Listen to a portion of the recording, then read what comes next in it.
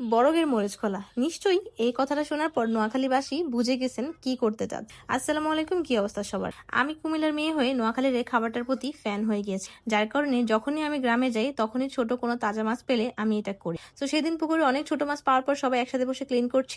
So আমি ভাবলাম আজকে এই তরতাজা মাছ দিয়ে মরিচ কলা দিব। সো চলে গেলাম রাফি ভাইয়ের সাথে বাড়ির পিছনে, ওখান থেকে একটা কলা পাতা নিয়ে নিলাম। আর তারাজ ভাবছিল এটা দিয়ে কিছু না কিছু করবো এক্সাইটিং। দেন বাসায় চলে যায়, এদিকে সবার অলমোস্ট মাছ কাঁচা শেষ হয়ে যায় আর আমি শুকনা মরিচ কিছু পানিতে ভিজিয়ে রাখি। তারপরে আমি কলা পাতাটাকে ধুয়ে ভালো করে মুছে শুকনো করে নিই। এদিকে শুকনো মরিচ, টমেটো আর পেঁয়াজের একটা পেস্ট করে নিই। যদিও মরিচ কলার মেইন শর্ত হচ্ছে পাটায় শুকনো মরিচ আর রসুনটাকে তরতাজা বেটে ইউজ করবে। যাই হোক, আমি যেহেতু পারছি না, তারপরে যে পেস্টটা রেডি করলাম ওটার সাথে আমি বেশি করে রসুন, হলুদ, মরিচ আর লবণটা মিক্স করে রেডি করে নিলাম। আর এদিকে কলা পাতাটাকে দাদু একটু আগুনের সাথে নুইয়ে নিল। ব্যাস, এইবার বাটা মশলার সাথে মাছগুলোকে সরিষার তেল দিয়ে ভালো করে মাখিয়ে দাদু রেডি করে নিল। মাখানোর পরে দাদু কলা পাতার মধ্যে মাছগুলো দিয়ে খুব সুন্দর করে কলা পাতাটাকে ফোল্ড করলো। এত সুন্দর করে ফোল্ড করলো যেন মাছের পানিগুলো কোনোভাবে বের হতে না পারে। বাস, ফোল্ড করে শেষে কলা পাতা থেকে দাদু কিছু একটা দড়ির মতো বের করে এটাকে ভালো করে বেঁধে দিল। তারপর চুলায় দিয়ে দিল।